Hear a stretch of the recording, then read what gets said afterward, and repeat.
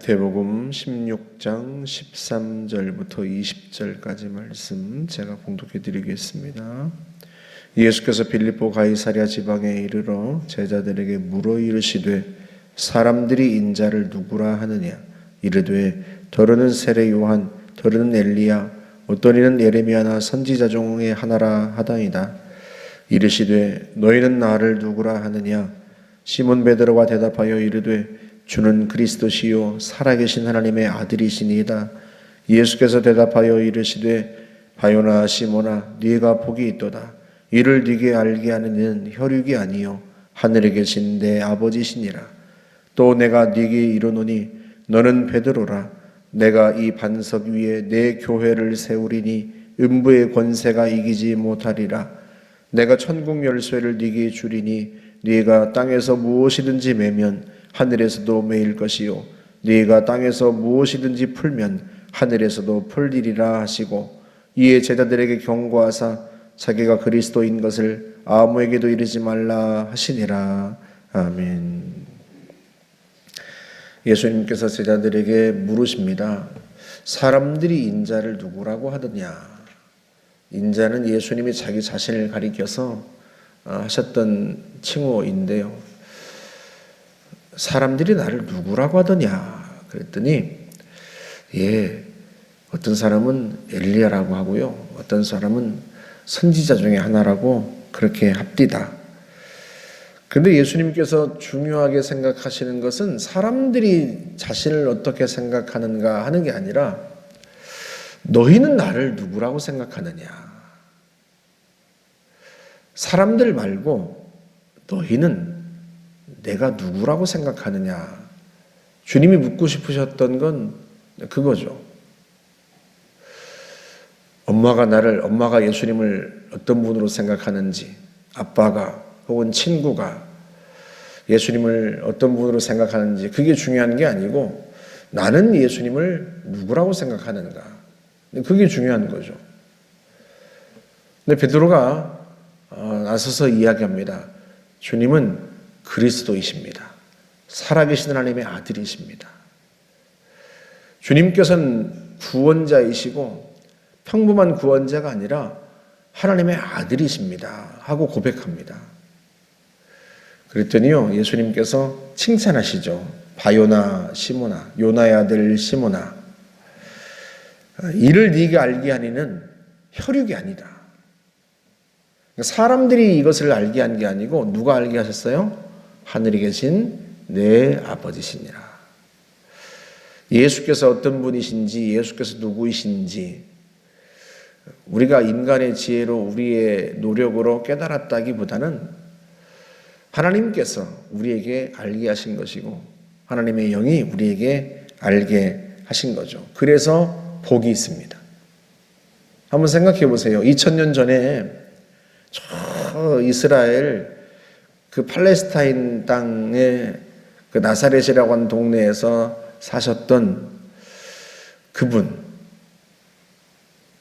사람들에게 말씀을 전하셨던 그분이 2000년 후에 오늘 우리와 도대체 무슨 상관이 있겠는가? 처음 복음이 전해졌을 때 그래서 사람들은 서양 귀신이라고 그랬어요. 서양 귀신. 왜? 서양에서 건너왔으니까, 서양 귀신, 복음이 전해왔으니까. 처음에 이 땅에 복음이 전파될 때 사람들이 잘 이해를 못했어요. 아니 그때 그 오래 전에 저 서양이 어디 한 곳에서 살다 죽은 양반이 도대체 우리와 무슨 상관이 있단 말인가? 그렇게 생각했단 말이죠. 그런데 그분이 하나님의 아들로 믿어지고 우리의 구원자로 믿어진다는 게 이게 얼마나 놀라운 일이에요. 그래서 예수님께서 요한복음 3장 7절에서 그걸 이렇게 설명을 하세요. 니고데모라고 하는 사람에게 내가 네게 거듭나야 하겠다 하는 말을 놀랍게 여기지 마라. 다시 태어나야 한다는 말을 놀랍게 여기지 마라. 바람이 임의로 불매 네가 그 소리는 듣되 어디서 와서 어디로 가는지 알지 못하는 것처럼 성령으로 난 사람도 이러하니라. 바람이 부니까 소리는 들어요. 그래서 바람이 부는가 보다 하지만 바람이 눈에 보이지도 않고 그 바람이 어디서 와서 어디로 가는지 보이지도 않습니다. 알지 못하죠. 그처럼 거듭나는 것도 그렇다는 거예요. 거듭나는 것도 예수를 믿고 하나님의 자녀로 다시 태어나는 것도 꼭 그와 같아서요. 우리가 알 수가 없어요. 성령으로 났기 때문에. 성령으로 난 사람도 그렇다. 그러니까 우리가 예수를 믿고 하나님의 자녀가 되는 것은 우리의 이해력이 높아서라기보다는 우리가 잘 깨달아서라기보다는 성령께서 하시는 일이고요. 오늘 예수님 말씀하신 것처럼 하나님께서 하시는 일입니다. 그래서 은혜예요. 은혜. 우리가 예수를 믿게 된 것이 하나님의 은혜고요.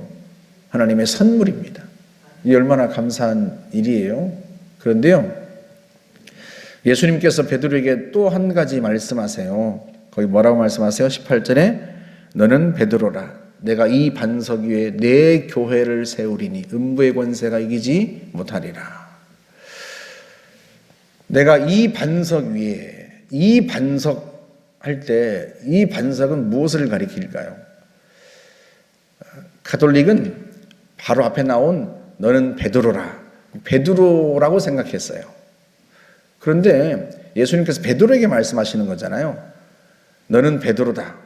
내가 이 반석 위에 교회를 세우리라. 베드로를 앞에 두고 이 반석하고 가리키시는 거잖아요. 그래서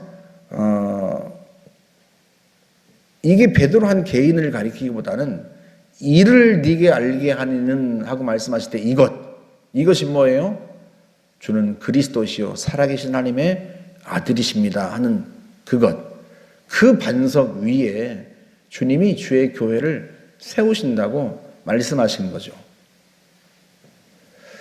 베드로 한 개인에게 세운 개인 위에 교회를 세운다고 생각하기보다는 베드로가 고백했던 그 고백 위에 교회를 세우는 게 옳지 않겠습니까? 가톨릭은 베드로라고 한 개인에게 그 사람 위에 교회를 세운다고 그렇게 생각했고 그 베드로의 후계자가 또 그걸 이어받고 그래서 그 후계자가 누구예요? 교황이잖아요. 교황. 계속 이어지는 교황. 그 교황 위에 교회를 세우겠다는 말씀으로 가톨릭은 받아들이지만 성경 본문을 보면 이 반석 할 때 이 반석은 베드로 개인보다는 이를 네게 알게 하리는 할 때 그 반석, 그 고백을 가리키는 게 맞는 거죠. 주님을 그리스도라 고백한 그 신앙 고백, 주님을 하나님의 아들이라고 고백한 그 신앙 고백 위에 교회가 세워지는 거예요. 그보다 더 든든한 반석이 어디 있겠습니까? 예수 그리스도를 하나님의 아들로 우리의 구원자로 고백하는 그 신앙 고백 위에 주님의 교회가 세워집니다. 주님의 교회는요, 그 신앙 고백의 공동체예요. 그런데 더 중요한 것은요, 그 교회를 음부의 권세가 이기지 못한다는 거예요. 여러분 전통적으로 이 구절을 어떻게 해석했는가 하면 음부의 권세가 이기지 못하리라. 이걸 음부의 권세가 사단의 세력이 교회를 공격하지만 교회를 사단이 이기지 못한다. 이렇게 해석을 했습니다. 그런데 한번 생각해 보세요. 예수님 당시에 예수님이 이 말씀을 하실 때 이제 교회를 세우신다는 뜻이잖아요. 교회를 세워서 하시는 일이 뭐예요? 복음을 전하는 것입니다. 사람을 구원하는 것입니다. 복음을 전하고 사람을 구원한다는 게 무슨 뜻입니까? 사단에게 매여 있는 영혼들을 건져내는 거죠. 그게 주님의 말씀이에요. 내가 천국 열쇠를 네게 주노니 베드로 한 개인에게 주시는 거겠습니까? 베드로가 세상을 떠났으니 베드로가 천국 열쇠를 가지고 가버렸겠어요? 베드로와 같은 신앙 고백을 하는 성도들, 그 성도들을 위해 세워진 교회가 땅에서 묶으면 사단의 권세를 결박하면 묶단 이 단어가 매다는 단어가 묶다 결박하다 그런 뜻이거든요. 끈을 매는 것처럼 묶고 결박하는 그런 단어거든요. 교회 공동체가 이 땅에서 사단의 권세를 결박하면 하나님이 결박하시고요. 사단의 권세에 매여 있는 영혼들을 풀어서 해방시키면, 이 땅에서 풀면 하늘에서도 풀립니다. 우리가 누군가에게 복음을 전하고 사단에게 매여 있는 영혼들을 건져내면, 사단의 권세를 결박하고 그 권세에 붙들려 있던 영혼들을 풀어 해방시키면 하나님이 그렇게 하시겠다는 거예요. 이게 얼마나 놀라운 권세입니까? 우리가 복음을 전하고 구원하면 하나님도 구원하시고, 우리가 복음을 전하지 않고 가만히 있으면 하나님도 일하시지 않는 거죠. 이게 얼마나 놀라운 권세예요. 그리고 교회가 그렇게 음부의 권세들을 깨뜨리고 결박하고 그렇게 해서 많은 영혼들을 구원하는 것입니다. 사탄이 교회를 공격하는 게 아니라 교회가 사단의 세력을 공격해서 그 권세를 결박하고 묶고 사단에게 매여 있던 영혼들을 풀어서 구원하는 거죠. 주님께서 우리에게 그 놀라운 권세를 주신 거예요. 어떤 사람들에게 예수 그리스도를 구주로 고백하고 하나님의 아들로 고백하는 그 신앙을 가진 성도들에게 하나님께서 권세를 주신 거죠. 그들을 위해 주님의 교회를 세우시고 그 교회를 통해서 많은 영혼들을 구원하게 하신 거예요. 그것이 사도행전의 기록입니다.